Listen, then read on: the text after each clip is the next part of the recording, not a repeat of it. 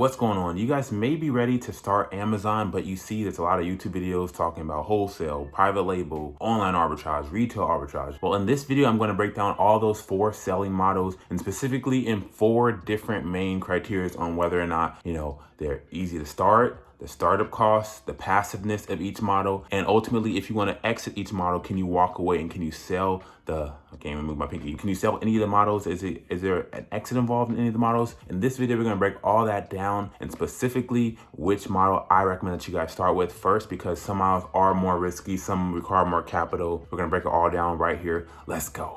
Now, my name is Baron, and I run a small, medium sized Amazon store where we do about 50 to 100K every single month in revenue. Now, that's obviously not profit. Profit can be anywhere from 10 to 20K a month, sometimes even higher, up to 30K a month if I'm really, finding solid items to sell. But once again, I use a conjunction of all 4 of these models in my Amazon store to get sales every single day. Now let's hop right into it. When we're looking at something like a private label brand, for example, this Arbitrage, English breakfast coffee, the risk associated and the startup costs of this are going to be a lot more expensive than if I'm just going to stores and finding stuff like a Neutrogena pore cleanser, or finding it online on a website like Walmart and just flipping this quickly on Amazon. The private label model involves me going on Alibaba, finding a manufacturer to basically create this packaging design, create the actual tea bags inside of this item, and ultimately coming up with an entire, basically from start to finish blueprint of how this product's going to look. I have to have that in my head and I have to convey it to the manufacturer. And so the knowledge required for private label, the startup costs required for private label, and ultimately just the easeability to get in private label is going to be a lot more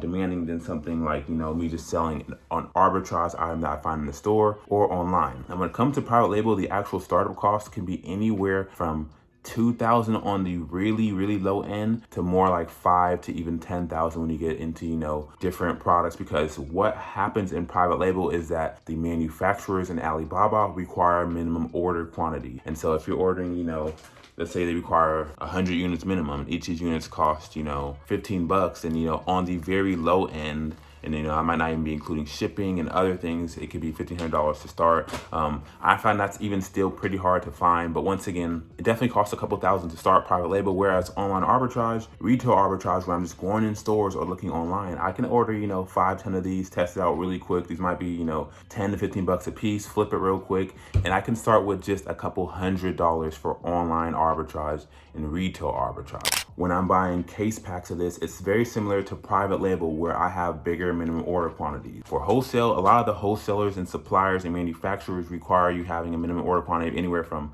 500 to some suppliers 1,500 to some suppliers even 25 to even 5,000 bucks per order. And so for wholesale, it's less money than private label, but it's going to be more expensive to start up than online arbitrage and retail arbitrage, where you can literally just walk into a store, purchase these items, or order online, purchase the items, and then sell on Amazon. So arbitrage, you can start with a couple $100, but obviously the more you have, the faster you'll scale. For wholesale, you might need, anywhere from 500 to 2,000. I recommend that you start not too much bigger than that, because it's mistakes you can make if you start too quick and scale too fast. For private label, you need anywhere from 2 to 5 to even 10,000 bucks to start. Now, in terms of the risk associated with starting a private label brand versus an arbitrage brand and even a wholesale brand, it's going to be tremendously different. For private label, that means you're basically starting with one item. And so you're not able to spread it apart. I'll order 5 of these for online arbitrage or in the store, and maybe 5 of these, whatever it is, you're able to spread it across multiple ASINs that you sell on Amazon. Private label, you're starting with one product, and you don't want to test more than one, because obviously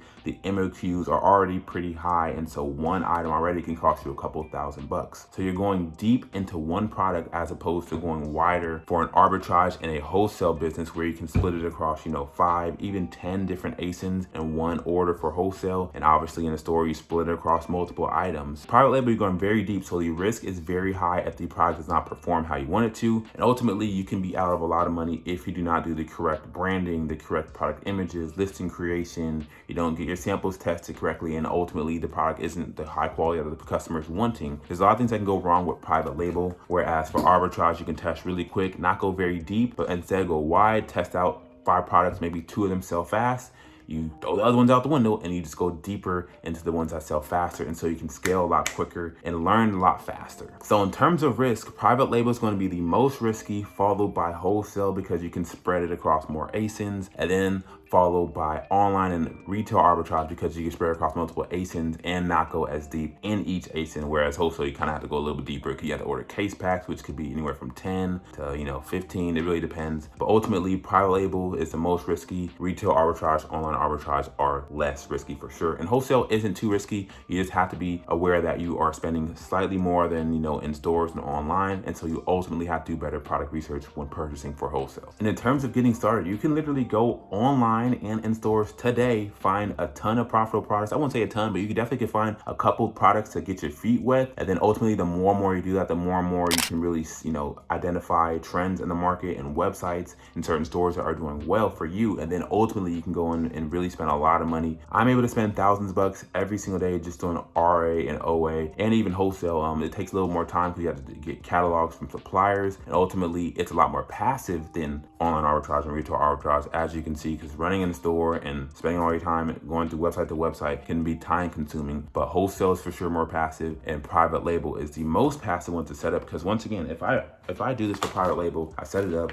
it actually takes the algorithm on a run and it starts doing really well in the algorithm. This product alone can net me a lot of money if it does well, and all I have to do is simply reorder it and reorder it and reorder it if the demand is high. Whereas for an online arbitrage product and a retail arbitrage product, the demand could be high, but at the same time, if I have access to this product, so do other people who go to the same store that I may be going to, or the same website that I might be going to, or the same supplier for wholesale that I might be going to. So this is the lowest barrier of entry: online arbitrage, retail arbitrage. Wholesale is a step up because it requires you having a seller's permit, EIN, and an actual legitimate business for the wholesaler to actually sell to you. And so it is another step up. And so it'll go be from retail arbitrage being the easiest to wholesale to private label. And online arbitrage is very similar to retail arbitrage and the easyability it is to get started. Now, how long does it take to create a brand such as this, or to simply go in a store or find this item online? For private label, it can take anywhere from 2 to 5 to even longer in terms of the months that it's going to take you to do product research, to get a listing created, to do product pictures, to do your test sample from the manufacturer, to test it out. Okay, we need a better sample, to then get a second one, to okay, this one's better, to now let's get the order made, to now let's get it shipped to Amazon. It can take multiple months. Whereas retail arbitrage, online arbitrage, where I'm finding items like this, I can literally go online today, in store today, and find these items. And so you'll get your data back a lot quicker. You can test items in a matter of 1 to 2 weeks. For retail arbitrage, probably around 2 to 3 for online arbitrage, but you also could even FBM them and not even sell them on Amazon. Whereas for retail arbitrage, it can take anywhere from 1 to 2 to online arbitrage, even 2 to 3 weeks to get data back to see if the product was solid and was a good fit. For wholesale, it takes a little bit longer than online and retail arbitrage because you're ordering from a supplier. And so it's obviously not going to be as fast as you going to a store or ordering on a website, but it still takes only 2 to 4 weeks. Whereas once again, private label being the most lucrative if you have it set up correctly. However, it takes the longest to get set up correctly. And once again, it obviously can be the most risky, but at the same time though, it can be the most rewarding if you just simply have to reorder and you do the right product research, the right innovation, and really pick a good product, to sell on Amazon that does well. And for each of these models, they all can become a lot more passive. For retail arbitrage, if you get really good at identifying trends, what you can do is you can hire people to go out and buy products for you. Now, obviously, it's not going to be very beginner friendly because it's going to require more money and more capital. For online arbitrage, you actually can hire virtual assistants. I have a number of virtual assistants that just basically go website to website, doing manual research to find profitable products, and they'll literally submit the leads to me, where then I can actually just go and simply and buy those products. That's called a virtual assistant. For online arbitrage, it makes it a lot more passive. For wholesale, it's similar, a very similar thing. I have multiple wholesale VAs where I literally have them contact wholesalers, scrape through catalogs, do the tedious work that I've trained them to do and that I've done, so I know exactly what good quality work is. And ultimately, that gives me more time to just simply buy products, place purchase orders. Same thing with private label. You can outsource a lot of the picture taking, listing creation. For all these models, you can outsource a lot of the stuff. But once again, once you're getting started and capital is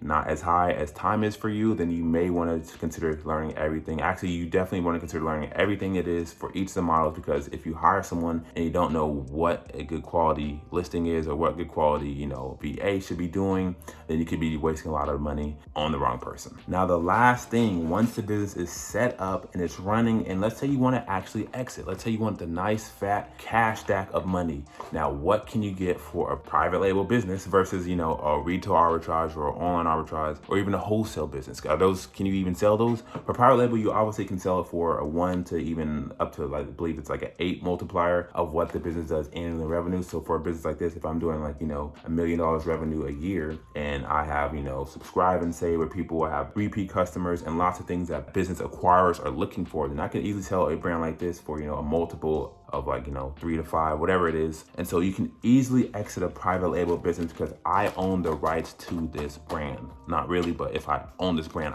if I'm starting this brand, I own it. Now, for online arbitrage and retail arbitrage, these are more cash flowing models where you don't really own anything. You're just basically flipping from buying low, selling high. So there's not as much sellability. For a wholesale business, if you have your own warehouse, your own employees, all that, it takes a lot of time. Obviously, no one's really just starting there, but ultimately, if you get better at each of these models, you will start to outsource a lot of things and bring a lot of things in-house. And so for wholesale, you definitely can sell it as well. But once again, the only super sellable model is going to be private label because you really own that brand. Now, you can sell the other ones if you have certain things in place, but for the average, person that's just trying to develop more passive income, you're not going to really be thinking to sell or to set your business up to where you can sell it later on down the line. Now, that was just a quick breakdown of each of these models. Obviously, there's a lot more that goes into each of these models. There's things that, you're having to deal with competition for private label or online arbitrage or wholesale. All of them have competition. All of them have, different pros and cons of each of the models. However, if you do your due diligence, if you really commit, you definitely can turn any of these models into a lot of cash if you do things correctly. Now, once again, you have to commit. You have to be willing to say that I'm going to commit to this model for X amount of time and really learn it, because when you just hop around from this to this to this, it can become not as effective if you just stay with one model and really just learn it and then spread yourself out later on. Now, with all that being said, if you're interested in me breaking down each of these models more in depth, let me know in the comments down below what you'd like to see first, and I'll make sure to break down each of these models. Also, if you learned anything new from this video, make sure to give it a thumbs up and subscribe down below. I talk way too fast. With all that being said, I'll see you guys